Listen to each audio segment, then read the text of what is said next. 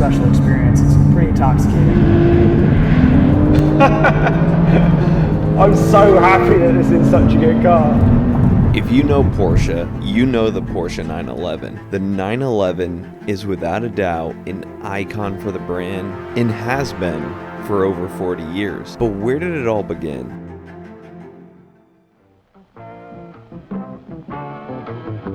It was the 1960s, and the world was quite familiar with Porsche by this time. The success of Porsche's first road car, the Porsche 356, had given Ferry Porsche the confidence to aim his sights at yet another success story, and thus he would present a potential successor to the 356 at the 1963 Frankfurt Motor Show. That car would be the Porsche 901. The idea would be similar in concept: build another air-cooled, rear-engine sports car, but with a more powerful engine. His son, Ferdinand Alexander Porsche, would design the body. Some would say this was a rather controversial decision, however, to not go with Erwin Komenda, who was the lead of body design department at Porsche and the designer of the Porsche 356, the prior success.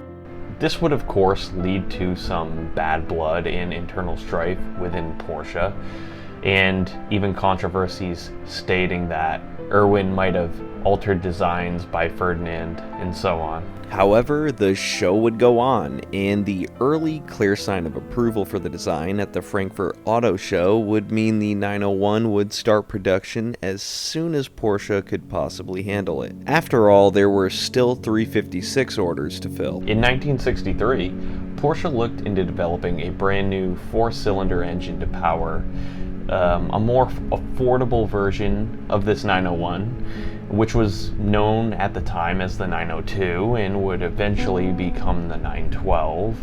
However, due to cost and scheduling concerns, they decided to just make improvements on their existing 1.6-liter Type 616 engine instead.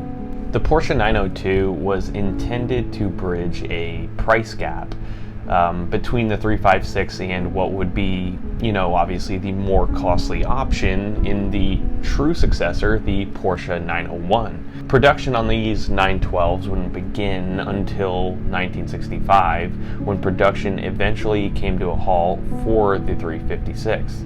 The production of the 912 would continue into 1969, where it would then cease due to Porsche working on a 914 model and being able to offer different performance levels for the 911 as they do today. September 14th, 1964, development of the 901 would finally begin, and over the following week, a total of 82 cars would be manufactured. Now, one of these would make its way to the Paris Motor Show in October, and once again, a very clear sign of approval for Porsche's latest endeavor. There was, however, one critic in the room: Peugeot. It wasn't the design that they had issue with, however. It was the 901 designation, claiming they had rights to designations that had a 0 in the middle, as they had already patented a 3-digit designation with a 0 in the middle and were already selling that car in many different markets. Porsche obviously wanted a quick resolution to this, so what would they do? They would just simply add a 10 to the designation, making the 901 the 911 and the 902 the 912. So what happened to the 901s? Well, none of the original 901s were ever sold and were used strictly for testing and marketing purposes. However, of course, several of these cars would still manage to make it into the hands of private collectors. In 1988, number 20 would be discovered and restored by Kurt Schneider and his wife Lori. And in 2010, it was reported that number 37 was owned by Porsche specialist Alois Uff. When the Porsche 911 would eventually release to the public, it took some getting used to, despite its positive feedback over the years. After all, the difference in price point from its predecessor made it a bit more inaccessible to the public. But as time would go on, the Porsche 911 would become one of those cars that everyone knows Porsche for, just as the 356 did for its day. Porsche would go through many different internal designations for the varying versions of the design throughout the years. And those designs were the original 911, or Type 901, which ran from 1964 to 1989. The 930, which would be the turbocharged version, and that ran from 1975 to 1989.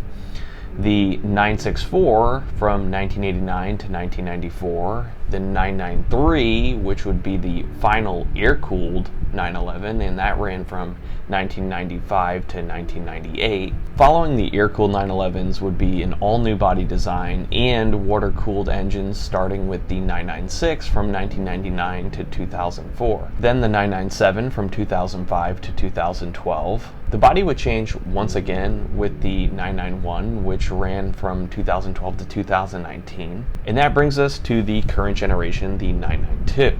Which of those 911 models is your favorite? I'd love to hear. Leave it in the comments below and let us know why.